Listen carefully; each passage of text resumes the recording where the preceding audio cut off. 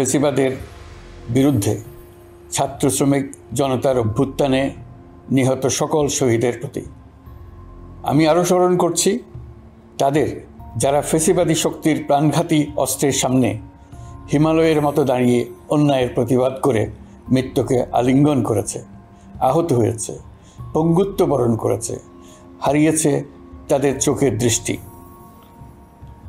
সেই সব বীরদের স্মরণ করছি যারা মিথ্যাচার, লুটপাট, স্বৈরতন্ত্রের বিরুদ্ধে এক দফা দাবি নিয়ে দাঁড়িয়েছিল। কৃতজ্ঞতা চিত্তে স্মরণ করছি আপনাদের ভাই বোনদের, আপনাদের সন্তানদের যারা এই বিপ্লবে অংশগ্রহণ করেছিল। প্রিয় দেশবাসী, আমি আগেও জানিয়েছি, আবারও জানাচ্ছি, গণ অভ্যুত্থানে সকল শহীদের পরিবারকে পুনর্বাসন করা হবে। সকল আহত শিক্ষার্থী, শ্রমিক জনতার চিকিৎসার সম্পূর্ণ ব্যয় সরকার বহন করবে। আহতদের দীর্ঘমেয়াদী এবং ব্যয়বহুল চিকিৎসা এবং শহীদদের পরিবারের দেখাশোনার জন্য স্বাস্থ্য মন্ত্রণালয়ের নেতৃত্বে একটি পূর্ণাঙ্গ তালিকা প্রস্তুত করা হয়েছে। এখন এই নতুন তথ্য পাওয়ার ভিত্তিতে এই তালিকা হালনাগাদ করা হতে থাকবে। গণ অভ্যুত্থানের শহীদদের স্মৃতি ধরে রাখতে সরকার তার যাত্রা লগ্নে জুলাই গণহত্যা স্মৃতি ফাউন্ডেশন নামে একটি ফাউন্ডেশন প্রতিষ্ঠার উদ্যোগ নেয়। এখন সেই ফাউন্ডেশন তৈরি হয়েছে। সকল শহীদ পরিবার এবং আহতদের সর্বোত্তম চিকিৎসা সহ তাদের পরিবারের সম্পূর্ণ দায়িত্ব এই ফাউন্ডেশন গ্রহণ করছে। এই ফাউন্ডেশনে দান করার জন্য দেশের সকল মানুষ এবং বিদেশে অবস্থানরত বাংলাদেশিদের আমরা আহ্বান জানাচ্ছি। গত মাসে কুমিল্লা, নোয়াখালী, সিলেট অঞ্চলে আকস্মিক বন্যা এসব এলাকার মানুষকে হতভম্ব করে দিয়েছে। এখানে বেশিরভাগ এলাকায় কোনো দিন বন্যা হয়নি। তারা বন্যা মোকাবেলা করে অভ্যস্ত নন।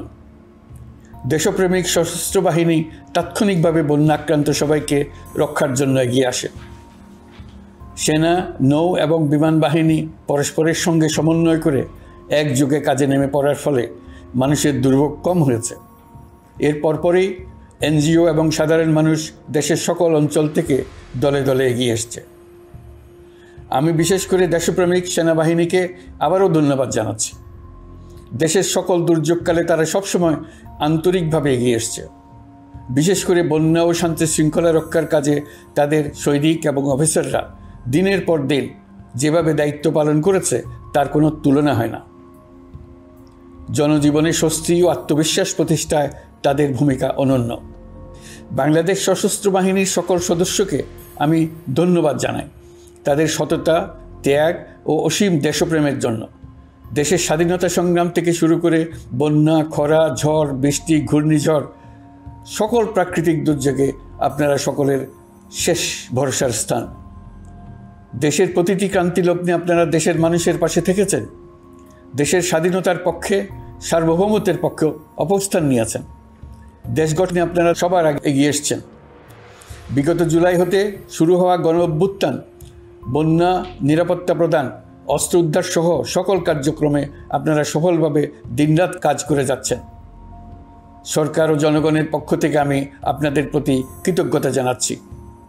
বন্যা আমাদের জনজীবনে আরেকটি দিক উন্মোচন করল। দেশের সকল জায়গায় মানুষের সক্রিয় সহানুভূতির জোয়ার উঠেছিল অবিশ্বাস্য মাত্রায়। ব্যবসায়ী, অর্থবান ব্যক্তিরা যেমন তাদের অর্থ নিয়ে স্বতঃস্ফূর্তভাবে এগিয়ে এসেছিল, তেমনি দেশের বিভিন্ন প্রান্তের সাধারণ মানুষ, স্কুল, কলেজ, বিশ্ববিদ্যালয়ের ছেলেমেয়েরা জোয়ারের ঢলের মতো যার যার সামর্থ্য নিয়ে এগিয়ে এসছে। অনেকেই ছুটে গেছে বন্যার্তদের সহযোগিতা করার জন্য। এনজিওরা বিভিন্ন জায়গা থেকে ছুটে গেছে তাদের সহায়তা নিয়ে। তাদের কাজে অনুপ্রাণিত হয়ে আমি এনজিও নেতাদের সঙ্গে বৈঠক করেছি কিভাবে সরকার তাদের কাজের সঙ্গে সরকারের উদ্যোগকে সমন্বিত করতে পারে, সেটার কাঠামো তৈরি করে দেওয়ার জন্য। বন্যা এখন চলে গেছে, কিন্তু পুনর্বাসনের কঠিন কাজ আমাদের সামনে রয়ে গেছে। সকলের সহযোগিতায় আমরা পুনর্বাসনের কাজটি সফলভাবে সমাধান করতে চাই। আইন শৃঙ্খলা পরিস্থিতির উন্নতির জন্য আমরা দিনরাত পরিশ্রম করে যাচ্ছি। যে সমস্ত ভাই বোনেরা তাদের গত 16 বছরের বেদনা জানিয়ে তার প্রতিকার পাওয়ার জন্য আমার অফিস এবং সচিবালয়ের অফিসসমূহের সামনে প্রতিদিন ঘেরাও কর্মসূচি দিয়ে আমাদের কাজকর্ম ব্যাহত করছিলেন, তারা আমার আহ্বানে সাড়া দিয়ে ঘেরাও কর্মসূচির থেকে বিরত হয়েছেন বটে, তবে অন্যত্র আবার তারা তাদের কর্মসূচি দিয়ে যাতায়াতে ব্যাঘাত সৃষ্টি করছেন। আমি কথা দিচ্ছি, আপনাদের ন্যায্য আবেদনের কথা আমরা ভুলে যাব না। আমরা সকল অন্যায়ের প্রতিকারের জন্য প্রতিশ্রুতিবদ্ধ। আমরা আমাদের দায়িত্বকালে যথাসম্ভব সব সমস্যার সমাধানের চেষ্টা করব। আমি আবারও অনুরোধ করছি, আপনারা যাতায়াতে ব্যাঘাত সৃষ্টি থেকে বিরত থাকুন। জাতি আপনাদের প্রতি কৃতজ্ঞ থাকবে। তৈরি পোশাক, ওষুধ শিল্প, এইসব এলাকায় শ্রমিক ভাই বোনেরা তাদের অভিযোগ জানানোর জন্য ক্রমাগতভাবে এই শিল্পের কার্যক্রম পরিচালনা বন্ধ রাখতে বাধ্য করছেন। এটা আমাদের অর্থনীতিতে যে নেতিবাচক প্রভাব ফেলবে সেটা মোটেই কাম্য নয়। এমনিতেই ছাত্র শ্রমিক জনতার বিপ্লবের পর যে অর্থনীতি আমরা পেয়েছি সেটা নিয়ম নীতিবিহীন, দ্রুত ক্ষীয়মান একটা অর্থনীতি। প্রাতিষ্ঠানিক কাঠামো প্রায় ধ্বংসপ্রাপ্ত। বৈদেশিক মুদ্রার রিজার্ভ তলানিতে গিয়ে ঠেকেছে। আমরা এই অর্থনীতিতে প্রাণ সঞ্চারের চেষ্টা করছি, আমাদের উদ্যোগে সাড়াও পাচ্ছি। ঠিক এই সময়ে আমাদের শিল্প কারখানাগুলো বন্ধ হয়ে যাক, অকার্যকর হয়ে যাক, এটা আমাদের অর্থনীতিতে বিরাট আঘাত পড়বে। সেটা কিছুতেই আমাদের কাম্য হতে পারে না। শ্রমিক ভাই বোনদের অনেক দুঃখ আছে, কিন্তু সেই দুঃখ প্রকাশ করতে গিয়ে আপনাদের মূল জীবিকা বন্ধ হওয়ার উপক্রম হলে সেটা ঠিক হবে না। দেশের অর্থনীতি ধ্বংসপ্রাপ্ত হলে সেটা ঠিক হবে না। শ্রমিক মালিক উভয়ের পক্ষে আলোচনা করে এসব সমস্যার সমাধান আমরা অবশ্যই বের করব। আপনারা কারখানা খোলা রাখুন, অর্থনীতির চাকা সচল রাখুন, দেশের অর্থনীতিকে সোজা হয়ে দাঁড়াতে দিন। আমরা আপনাদের সমস্যার স্থায়ী সমাধান বের করার জন্য সর্বশক্তি প্রয়োগ করব। মালিক পক্ষের কাছে আমাদের আবেদন, আপনারা শ্রমিকদের সঙ্গে বোঝাপড়া করুন, কারখানা সচল রাখুন, অর্থনীতির দুর্বল স্বাস্থ্যকে সবল করে তুলুন। ওষুধ শিল্প এবং তৈরি পোশাক শিল্প দেশের গৌরব। এর মাধ্যমে আমাদের শ্রমিক ভাই বোনেরা তাদের কর্মকুশলতা বিশ্বকে মুগ্ধ করেছে। এর সাফল্য এখন থমকে আছে। আমরা এই দুই শিল্পকে তাদের সম্ভাব্য শীর্ষে নিয়ে যেতে চাই। দুর্বল করার তো প্রশ্নই ওঠে না। এই দুই শিল্পের কোথায় কোথায় বাধা আছে, সমস্যা আছে, সেগুলো চিহ্নিত করে তাকে বাধামুক্ত করতে চাই। আমরা বিদেশি ক্রেতাদের একত্রিত করে তাদের সহযোগিতা চাইব, যেন বাংলাদেশের এই শিল্প দুটি বিশ্বের অন্যান্য দেশের চাইতে বেশি আস্থাযোগ্য হয়ে গড়ে উঠতে পারে। সব কিছুই সম্ভব যদি আমরা শ্রমিক মালিক সম্পর্কটা একটা নির্ভরযোগ্য, আনন্দদায়ক করে গড়ে তুলতে পারি। আমাদের সরকারের প্রথম মাস কাটল। দ্বিতীয় মাস থেকে আমরা নতুন বাংলাদেশ গড়ার ভিত্তি হিসেবে নতুন শ্রমিক মালিক সম্পর্কের সূচনা করতে চাই। এটা দেশের সবার কাম্য। দেশের নতুন প্রজন্ম নির্ভয়ে যেন তাদের ভবিষ্যৎ নিয়ে এগিয়ে যেতে পারে, আমরা সেই লক্ষ্যে কাজ করছি। আমাদের দায়িত্ব অনেক। ন্যায়ভিত্তিক একটা সমাজ গড়ে তোলার জন্য একসাথে অনেকগুলো কাজ আমাদের হাত দিতে হবে। 1 জুলাই থেকে 5 আগস্ট পর্যন্ত ছাত্র জনতার গণ আন্দোলনকে দমন করতে যেসব ফৌজদারি মামলা দায়ের করা হয়েছিল, এর মধ্যে হত্যা মামলা ছাড়া বাকি প্রায় সকল মামলা প্রত্যাহার করা হয়েছে। এইসব মামলায় গ্রেফতারকৃত সকলে মুক্তি পেয়েছে। দায়িত্ব গ্রহণের শুরুতেই অন্তর্বর্তীকালীন সরকার বিচার বিভাগের বড় সংস্কারের কাজে হাত দিয়েছে। যোগ্যতম ব্যক্তিকে প্রধান বিচারপতি নিয়োগ দেওয়াতে মানুষের মনে নতুন আশার সঞ্চার হয়েছে। আপিল বিভাগের বিচারপতি নিয়োগ, অ্যাটর্নি জেনারেল নিয়োগ এবং অন্যান্য নিয়োগগুলি অতি গুরুত্বপূর্ণ নিয়োগ, যেগুলো সবকটাই সম্পন্ন হয়েছে। সন্ত্রাস দমন আইন ও ডিজিটাল সাইবার নিরাপত্তা আইনে দায়েরকৃত মিথ্যা হয়রানিমূলক মামলাগুলো প্রত্যাহার করা হচ্ছে। সাইবার নিরাপত্তা আইন সহ বাংলাদেশে বিদ্যমান সকল কালো আইনের তালিকা করা হয়েছে। অতি সত্বর এই সকল কালো আইন বাতিল ও প্রযোজ্য ক্ষেত্রে সংশোধন করা হবে। সাংবাদিক সাগররণী হত্যাকাণ্ড সহ বহুল আলোচিত 5টি হত্যাকাণ্ডের তদন্ত ও বিচার অগ্রাধিকার ভিত্তিতে ও দ্রুততম সময়ে নিষ্পত্তির জন্য সহায়তা প্রদান করা হচ্ছে। সম্প্রতি আমরা বলপূর্বক গুম থেকে সকল ব্যক্তির সুরক্ষার জন্য আন্তর্জাতিক কনভেনশনের সনদে স্বাক্ষর করেছি। ফলে স্বৈরাচার দ্বারা প্রতিষ্ঠিত গুম সংস্কৃতির সমাপ্তি ঘটানোর জন্য আন্তর্জাতিকভাবে আমরা প্রতিজ্ঞাবদ্ধ হলাম। এছাড়া আমরা ফেসিবাদ শাসনের 15 বছরে গুমের প্রতিটি ঘটনা তদন্ত করার জন্য পৃথক একটা কমিশন গঠন করছি। যেসব পরিবার তাদের নিখোঁজ পিতা, স্বামী, পুত্র এবং ভাইদের পাওয়ার জন্য বছরের পর বছর যন্ত্রণার সাথে অপেক্ষা করছেন, আমরা আপনাদের বেদনায় সমব্যথী।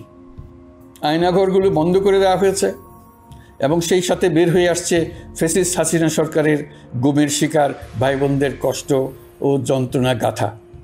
আমাদের তরুণ প্রজন্মের ভবিষ্যৎ যেন উজ্জ্বল হয় সেটা নিশ্চিত করতে শিক্ষা ব্যবস্থার দিকে আমাদের পূর্ণ নজর রয়েছে। ইতিমধ্যে প্রথম শ্রেণী থেকে দ্বাদশ শ্রেণী পর্যন্ত বর্তমানের ত্রুটিপূর্ণ শিক্ষাক্রম পরিবর্তন করা হয়েছে। বই সংশোধন ও পরিমার্জনের কাজ শেষ পর্যায়ে আছে। এই সংস্কারের কাজ অব্যাহত থাকবে। বিশ্ববিদ্যালয়সমূহের উচ্চ প্রশাসনিক পদগুলো পূরণ করে শিক্ষা কার্যক্রম স্বাভাবিক করার কাজ দ্রুত গতিতে এগিয়ে চলেছে। বেসরকারি শিক্ষা প্রতিষ্ঠানগুলোর পরিচালনা বোর্ডে দখলদারিত্বের রাজনীতি বন্ধ করার ব্যবস্থাও নেওয়া হয়েছে। আপনারা নিশ্চয় লক্ষ্য করেছেন, আমাদের প্রথম মাসে দেশের প্রায় সকল বিশ্ববিদ্যালয়ের উপাচার্য এবং উপাচার্য মহোদয়গণ পদত্যাগ করেছেন। উচ্চশিক্ষার ক্ষেত্রে এটা বিরাট শূন্যতার সৃষ্টি করেছে। প্রথম মাসে আমরা ক্রমাগতভাবে প্রতিটি বিশ্ববিদ্যালয়ে সবার কাছে গ্রহণযোগ্য এমন উপাচার্য এবং উপাচার্য নিয়োগ দেওয়ার কাজ শুরু করেছে। এর ফলে সকল সরকারি এবং বেসরকারি বিশ্ববিদ্যালয়গুলোতে নতুন উদ্যমে কাজ শুরু করার পরিবেশ সৃষ্টি হয়েছে। সংবাদ মাধ্যম ও মত প্রকাশের পূর্ণ স্বাধীনতা ইতিমধ্যে নিশ্চিত করা হয়েছে। আমরা সবাইকে বলে দিয়েছি, আপনারা মন খুলে আমাদের সমালোচনা করুন, আমরা সবার মতামতের প্রতি শ্রদ্ধাশীল। মিডিয়া যাতে কোনো রকম বাধা বিপত্তি ছাড়া নির্বিঘ্নে তাদের কাজ করতে পারে সেজন্য একটা মিডিয়া কমিশন গঠন করা সরকারের সক্রিয় বিবেচনাধীন। আরও যেসব কমিশন সরকার সহ অন্য সবাইকে জবাবদিহিতার আওতায় আনতে পারে, আমরা তাদের পুনর্গঠন ও সংস্কারের উদ্যোগ নিয়েছি যাতে তারা আরও শক্তিশালী হয়, জনকল্যাণে কাজ করে। দায়িত্ব গ্রহণের পর বিভিন্ন দেশের সরকার প্রধান টেলিফোনে এবং শুভেচ্ছা বার্তা পাঠিয়ে আমাকে অভিনন্দন জানিয়েছেন। বিভিন্ন দেশের রাষ্ট্রদূত এবং হাই কমিশনারবৃন্দ আমার সাথে সাক্ষাৎ করে দ্বিপাক্ষিক সহযোগিতা বৃদ্ধির আশ্বাস দিয়েছেন। আমার অনুরোধে সংযুক্ত আরব আমিরাতের 57 জন বাংলাদেশি যারা ফ্যাসিবাদ বিরোধী বিক্ষোভে অংশগ্রহণ করা বিভিন্ন মেয়াদে কারাদণ্ডে দণ্ডিত হয়েছিলেন, তাদের সাধারণ ক্ষমা ঘোষণা করেছেন সে দেশের সরকার। ইতিমধ্যে তাদের কয়েকজন দেশে ফিরে এসেছেন। এই ক্ষমা প্রদর্শন ছিল অতি বিরল একটি ঘটনা।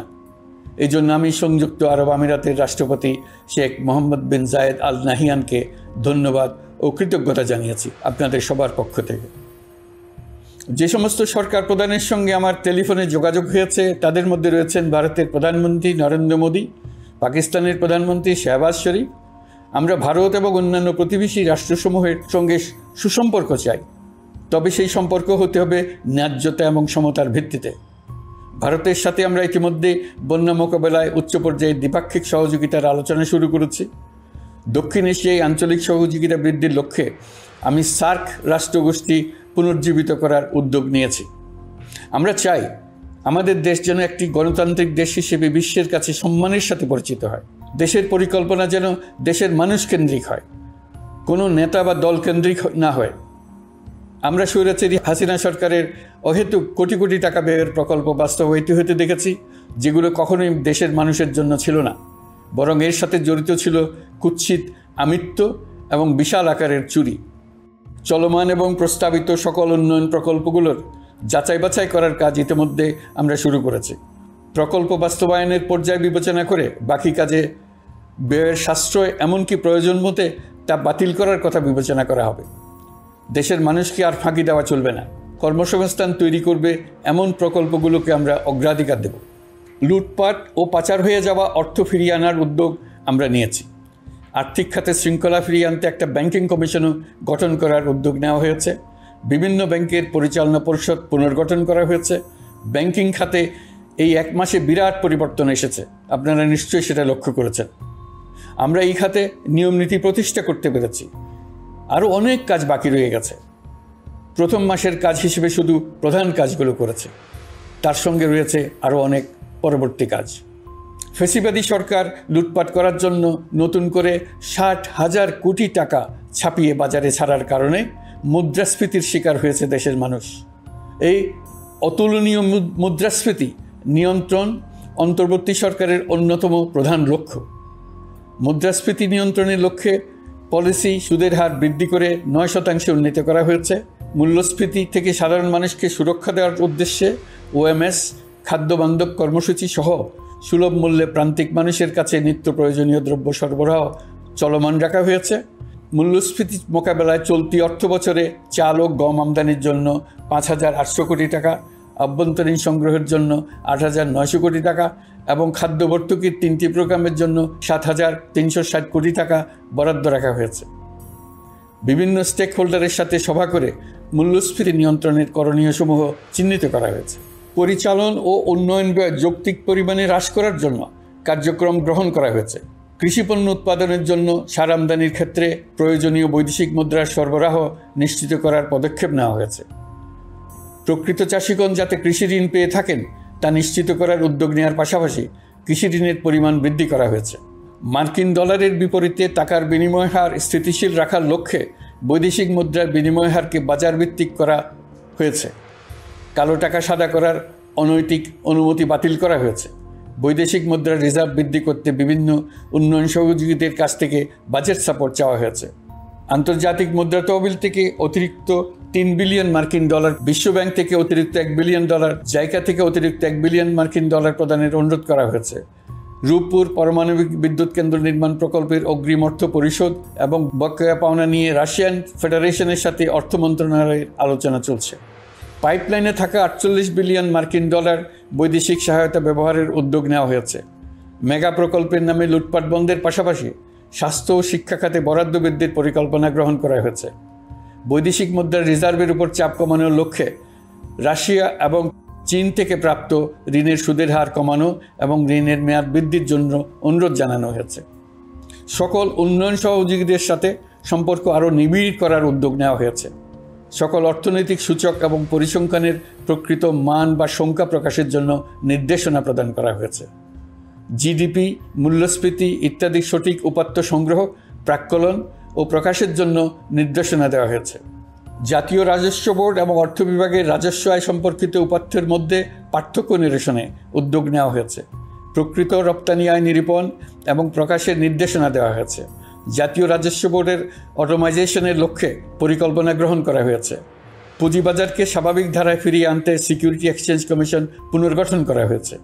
নিত্য প্রয়োজনীয় পণ্য সামগ্রীর সরবরাহ স্বাভাবিক রাখার নিমিত্তে ব্যবসায়ী, শিল্প মালিক ও ব্যবসায়ী সংগঠনের সাথে সভা করা হচ্ছে এবং তাদের মতামতের ভিত্তিতে বিভিন্ন ব্যবস্থা গ্রহণ করা হচ্ছে।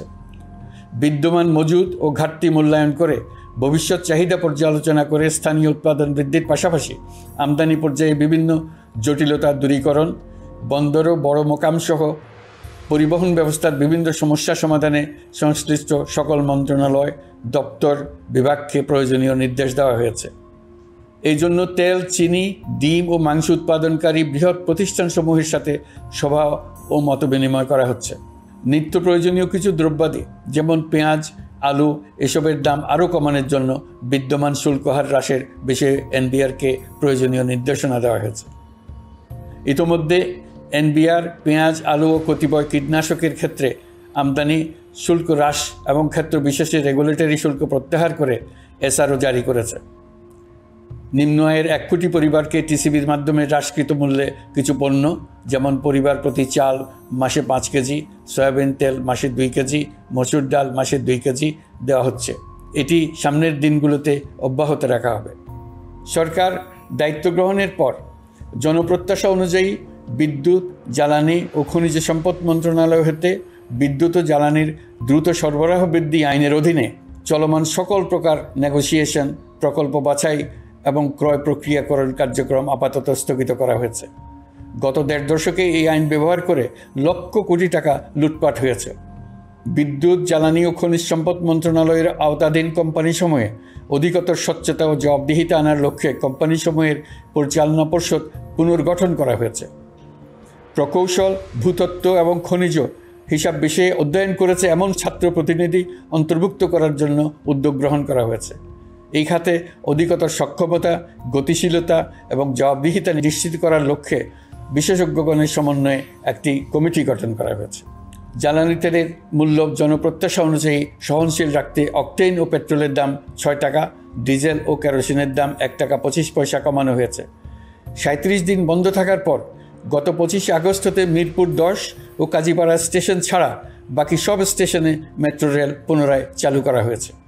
ভুয়া মুক্তিযোদ্ধাদের চিহ্নিত করার লক্ষ্যে, বিশেষ করে মুক্তিযুদ্ধের সময় যাদের বয়স 12.5 বছরের কম ছিল, তাদের মুক্তিযুদ্ধ তালিকা হতে বাতিলের জন্য সুপ্রিম কোর্টে লিভ টু আপিলের পদক্ষেপ গ্রহণ করা হয়েছে।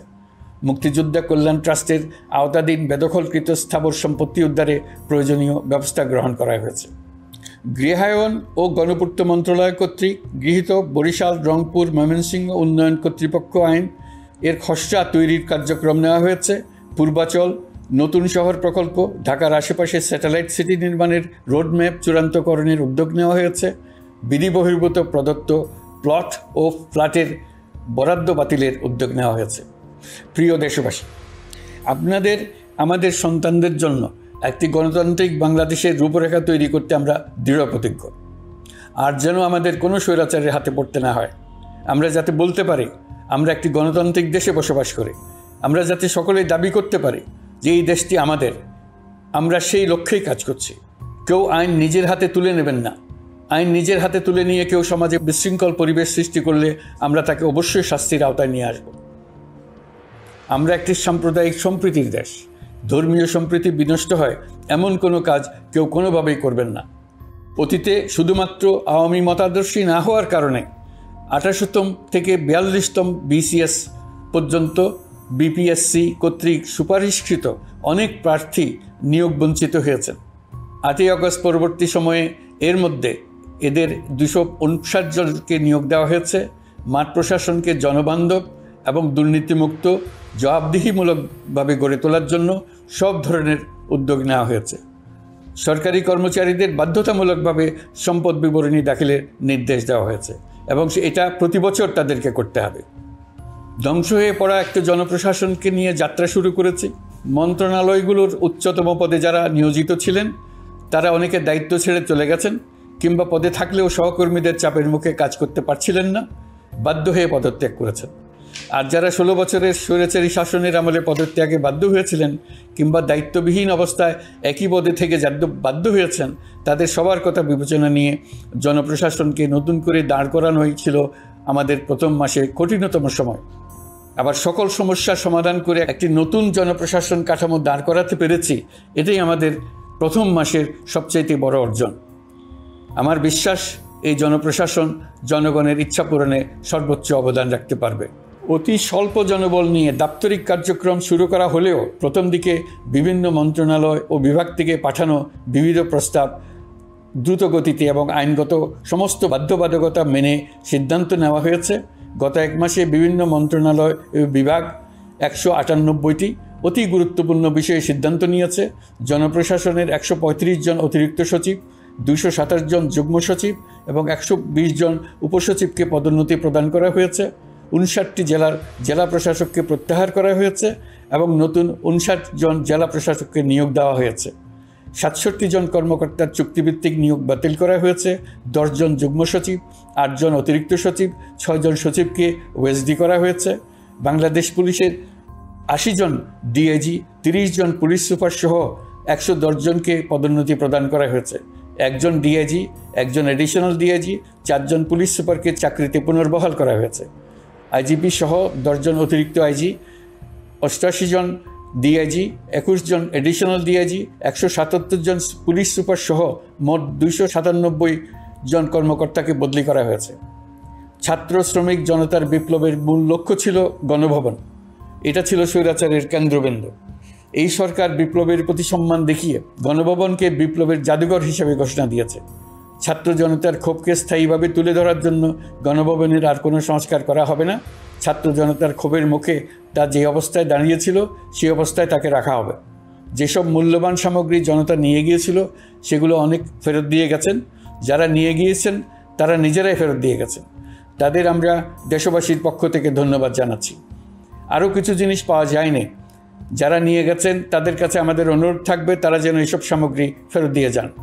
আমরা উল্লেখ করব এইসব বিক্ষুব্ধ জনতা নিয়ে গিয়েছিল, কিন্তু বিজয়ের পর তারা আবার জাদুঘরের প্রতি সম্মান দেখিয়ে এগুলো ফেরত দিয়ে গিয়েছেন। আমরা নতুন বাংলাদেশকে একটা পরিবেশ বান্ধব এবং জীববৈচিত্র্যময় দেশ হিসেবে গড়ে তোলার উদ্যোগ নিয়েছি। এটি তরুণদের আকাঙ্ক্ষা, আমাদের সবারই আকাঙ্ক্ষা। সেই লক্ষ্যে আমি প্রথমেই একটি ক্ষুদ্র পদক্ষেপ নিয়েছি। আমার বাসভবন এবং সমগ্র সচিবালয়ে প্লাস্টিকের পানির বোতল ব্যবহার নিষিদ্ধ করেছি। ইতিমধ্যে সুপার শপগুলোতে পলিথিনের শপিং ব্যাগ ব্যবহার বন্ধ করার উদ্যোগ নেওয়া হয়েছে। গত কয়েক দশকে যে পরিমাণ নদী দূষণ হয়েছে, আমরা তা বন্ধ করার উদ্যোগ নিয়েছি। আমরা সংস্কার চাই। আমাদের একান্ত অনুরোধ, আমাদের উপর যে সংস্কারের গুরু দায়িত্ব দিয়েছেন, সেই দায়িত্ব দিয়ে আপনারা দর্শকের গ্যালারিতে চলে যাবেন না। আপনারা আমাদের সঙ্গে থাকুন, আমরা একসঙ্গে সংস্কার করব। এটা আমাদের সবার দায়িত্ব। আপনারা নিজ নিজ জগতে সংস্কার আনুন। একটা জাতির সংস্কার শুধু সরকারের সংস্কার হলে হয় না। আপনি ব্যবসায়ী হলে আপনার ব্যবসায়ী সংস্কার আনুন। ব্যবসায়ী গোষ্ঠীরা তাদের নিজ নিজ সমিতির মাধ্যমে সংস্কার আনুন। সমিতিতে সংস্কার আনুন। নতুন করে সমিতি গঠনতন্ত্র সংশোধন করুন। আপনি শ্রমিক হলে আপনার ক্ষেত্রে আপনি সংস্কার করুন। আপনি রাজনৈতিক নেতাকর্মী হলে আপনার ক্ষেত্রে সংস্কার করুন। আপনি প্রতিষ্ঠান প্রধান হলে আপনার প্রতিষ্ঠানে সংস্কার আনুন। আমি এটাকে সুযোগ হিসেবে গ্রহণ করার জন্য সবাইকে আহ্বান জানাচ্ছি। এই সংস্কারের মাধ্যমে আমরা জাতি হিসেবে নতুনভাবে যাত্রা শুরু করতে চাই। আমাদের এই যাত্রা আমাদেরকে পৃথিবীর একটা সম্মানিত জাতি হিসেবে প্রতিষ্ঠিত করুক, এটাই আমাদের সবার কাম্য, এটাই আমাদের সবার লক্ষ্য। গত এক মাসে আমি বেশ কিছু রাজনৈতিক দলের সঙ্গে পৃথকভাবে বসছি, তাদের সঙ্গে মতামত বিনিময় করেছি। তারা আমাদের উৎসাহিত করেছেন, ছাত্র শ্রমিক জনতার বিপ্লবের লক্ষ্যের প্রতি সমর্থন জানিয়েছেন, সংস্কারের কাজে পূর্ণ সহযোগিতা দেওয়ার আশ্বাস দিয়েছেন। আমি দেশের বিশিষ্ট সম্পাদক বৃন্দের সঙ্গে মত বিনিময় করেছি, তারাও সংস্কারের কাজে পূর্ণ সহযোগিতা দেওয়ার আশ্বাস দিয়েছেন। তারা বিভিন্ন বিষয়ে মূল্যবান পরামর্শ দিয়েছেন। সবার পরামর্শ নিয়ে এখন আমাদের অগ্রসর হওয়ার পালা। আমি বিশিষ্ট ব্যবসায়ীদের সঙ্গে বৈঠক করেছি, তাদের কাছে আমাদের সরকারের লক্ষ্যগুলো ব্যাখ্যা করেছি, তারাও আমাদের লক্ষ্যের সঙ্গে একমত প্রকাশ করেছেন। আপনারা জানেন, ছাত্র শ্রমিক জনতার ঐতিহাসিক জুলাই গণ অভ্যুত্থানের মুখে এবং হাজারো মানুষের আত্মদানের বিনিময়ে বাংলাদেশে ফ্যাসিস্ট সরকারের পতন হয়েছে। এই গণ অভ্যুত্থানের বার্তা ও আকাঙ্ক্ষা বাস্তবায়নের জন্য একটি অভূতপূর্ব সময় ও সুযোগ আমরা এর মধ্য দিয়ে অর্জন করেছি।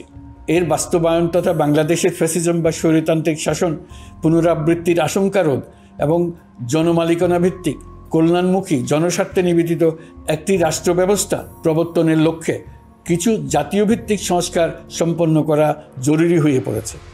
উক্ত সংস্কার ভাবনার অন্যতম কেন্দ্রবিন্দু হচ্ছে সুষ্ঠু নির্বাচন ব্যবস্থা, সুশাসন প্রতিষ্ঠা করা। আমরা যেহেতু জনগণের ভোটাধিকার ও জনগণের মালিকানায় বিশ্বাস করি, সেহেতু নির্বাচন ব্যবস্থার উন্নয়নে আমাদের সংস্কার ভাবনায় গুরুত্ব পেয়েছে অধিক। আমরা মনে করি নির্বাচনের নামে সংখ্যাগরিষ্ঠতার একাধিপত্য ও দুঃশাসন মানুষের উপর চাপিয়ে দেওয়া বা এর মাধ্যমে এক ব্যক্তি বা এক পরিবার বা কোনো গোষ্ঠীর কাছে সকল ক্ষমতা কক্ষীগত করে রাখার কোনো ক্রমেই গ্রহণযোগ্য নয়। এসব আশঙ্কা রোধ করার জন্য নির্বাচনের সাথে সম্পর্কিত নির্বাচন কমিশন সহ অন্যান্য প্রতিষ্ঠানগুলোর সংস্কারের কথা আমরা ভাবছি। নির্বাচন ব্যবস্থার সাথে সম্পর্কিত প্রতিষ্ঠান হিসেবে পুলিশ প্রশাসন, জনপ্রশাসন, বিচার প্রশাসন, দুর্নীতি দমন কমিশন এই 4টি প্রতিষ্ঠানের সংস্কার করা সুষ্ঠু ও অবাধ নির্বাচনের জন্য অপরিহার্য। এসব প্রতিষ্ঠানের সংস্কার জনমালিকানা ভিত্তিক, জবাবদিহিমূলক এবং কল্যাণমূলক রাষ্ট্র ব্যবস্থা প্রতিষ্ঠায় অবদান রাখবে বলে আমি বিশ্বাস করি। এর পাশাপাশি সমাজের সকল স্তরের মানুষের প্রতিনিধিত্ব ও স্বার্থ নিশ্চিত করার জন্য এবং জুলাই গণ অভ্যুত্থানের বার্তাকে প্রতিফলিত করার জন্য সাংবিধানিক সংস্কারের প্রয়োজন আমরা অনুভব করছি। এসব বিষয়ে সংস্কার করার প্রাথমিক পদক্ষেপ হিসেবে আমরা প্রাথমিকভাবে 6টি কমিশন গঠন করার সিদ্ধান্ত নিয়েছি। এসব কমিশনের কাজ পরিচালনার জন্য বিষয়ভিত্তিক অভিজ্ঞতা বিবেচনা করে 6 জন বিশিষ্ট নাগরিকের নেতৃত্বে এই কমিশনগুলো পরিচালনা করার দায়িত্ব দিয়েছি। এরপর আরও বিভিন্ন বিষয়ে কমিশন গঠন করার প্রক্রিয়া আমরা অব্যাহত রাখব। নির্বাচন ব্যবস্থা সংস্কার কমিশনের প্রধান হিসেবে দায়িত্ব পালন করবেন ডক্টর বদিউল আলম মজুমদার। পুলিশ প্রশাসন সংস্কার কমিশনের প্রধান হিসেবে কাজ করবেন জনাব সরফরাজ চৌধুরী। বিচার বিভাগ সংস্কার কমিশনের প্রধান হিসেবে দায়িত্ব পালন করবেন বিচারপতি শাহ আবু নাঈম মমিনুর রহমান। দুর্নীতি দমন সংস্কার কমিশনের প্রধান হিসেবে দায়িত্ব পালন করবেন ডক্টর ইফতেখারুজ্জামান। জনপ্রশাসন সংস্কার কমিশনের প্রধান হিসেবে দায়িত্ব পালন করবেন জনাব আব্দুল মুহিত চৌধুরী। সংবিধান সংস্কার কমিশনের প্রধান হিসেবে দায়িত্ব পালন করবেন ডক্টর স্বাধীন মালিক। এসব কমিশনের অন্য সদস্যদের নাম কমিশন প্রধানদের সাথে আলোচনা করে ঠিক করা হবে। কমিশনগুলোর আলোচনা ও পরামর্শ সভায় উপদেষ্টা পরিষদের সদস্য, ছাত্র, শ্রমিক জনতা আন্দোলনের প্রতিনিধি, নাগরিক সমাজ ও রাজনৈতিক দলের প্রতিনিধিরা উপস্থিত থাকবেন। পূর্ণাঙ্গভাবে গঠিত হওয়ার পর কমিশন আনুষ্ঠানিকভাবে তাদের কাজ আগামী 1 অক্টোবর থেকে শুরু করতে পারব বলে আমি আশা করছি, এবং এটি পরবর্তী 3 মাসের মধ্যে সম্পন্ন হবে বলে আমরা ধারণা করছি। কমিশনের রিপোর্টের ভিত্তিতে সরকার পরবর্তী পর্যায়ে প্রধান রাজনৈতিক দলগুলোর সাথে পরামর্শ সভার আয়োজন করবে। চূড়ান্ত পর্যায়ে ছাত্র সমাজ, নাগরিক সমাজ, রাজনৈতিক দলের প্রতিনিধি, সরকারের প্রতিনিধি নিয়ে ব্যাপক ভিত্তিক 3 থেকে 7 দিন ব্যাপী একটি পরামর্শ সভার ভিত্তিতে সংস্কার ভাবনার রূপরেখা চূড়ান্ত করা হবে। এতে এই রূপরেখা কীভাবে বাস্তবায়ন হবে তার একটি ধারণাও দেওয়া হবে। এই আয়োজন জুলাই গণ অভ্যুত্থানের বার্তা বাস্তবায়ন ও রাষ্ট্র পুনর্নির্মাণ তাগিদের ঐক্যবন্ধনে গোটা জাতিকে শক্তিশালী ও আশাবাদী করে তুলবে বলে আমাদের বিশ্বাস। প্রিয় দেশবাসী, আমাদের সামনে অনেক কাজ, সবাই মিলে একই লক্ষ্যে আমরা অগ্রসর হতে চাই। আমাদের মধ্যে, বিশেষ করে আমাদের নতুন প্রজন্মের মধ্যে যে সুপ্ত প্রতিভা লুকিয়ে আছে, সেটা যেন বিনা বাধায় রাষ্ট্রের এবং সমাজের সহযোগিতায় প্রকাশ করতে পারি, সেই সুযোগের কাঠামো তৈরি করতে চাই। সকলে মিলে আমাদের পরিবারের প্রতিটি সদস্যকে, সে ঝাড়ুদার হোক, ছাত্র হোক, শিক্ষক হোক, যে কোনো ধর্মের হোক, সবার সমান অধিকার নিশ্চিত করতে চাই। এই হলো আমাদের সংস্কারের মূল লক্ষ্য। আসুন ছাত্র শ্রমিক জনতার এই বিপ্লবের লক্ষ্যকে আমরা দ্রুত বাস্তবায়ন করি। আমাদের প্রথম মাসে আমরা যেই গতিতে, যে উদ্যম নিয়ে কাজ এগিয়ে নিয়ে যাওয়ার কথা চিন্তা করেছিলাম, সেটা হয়তো করতে পারিনি বাস্তব অবস্থার পরিপ্রেক্ষিতে। দেশের আইনশৃঙ্খলা পরিস্থিতি স্বাভাবিক রাখা গেলে আশা করি আমরা আমাদের গতি অনেক বাড়াতে পারব। এই জন্য দেশের সকল মানুষের কাছে, শিক্ষক, ছাত্রছাত্রী, কৃষক, শ্রমিক, পেশাজীবী, বড় ব্যবসায়ী, ক্ষুদ্র ব্যবসায়ী, দিনমজুর, গৃহিণী, সকলের সহযোগিতা চেয়েছি। আমাদের কাজ বড় কঠিন, কিন্তু জাতি হিসেবে এবার ব্যর্থ হওয়ার কোনো অবকাশ আমাদের নেই। আমাদেরকে সফল হতেই হবে। এই সাফল্য আপনাদের কারণেই আসবে, আপনার সহযোগিতার কারণেই আসবে। আমাদের কাজ হবে আপনার আমার স্বপ্নকে বাস্তবে রূপায়িত করা। এখন আমরা আমাদের 2য় মাস শুরু করছি।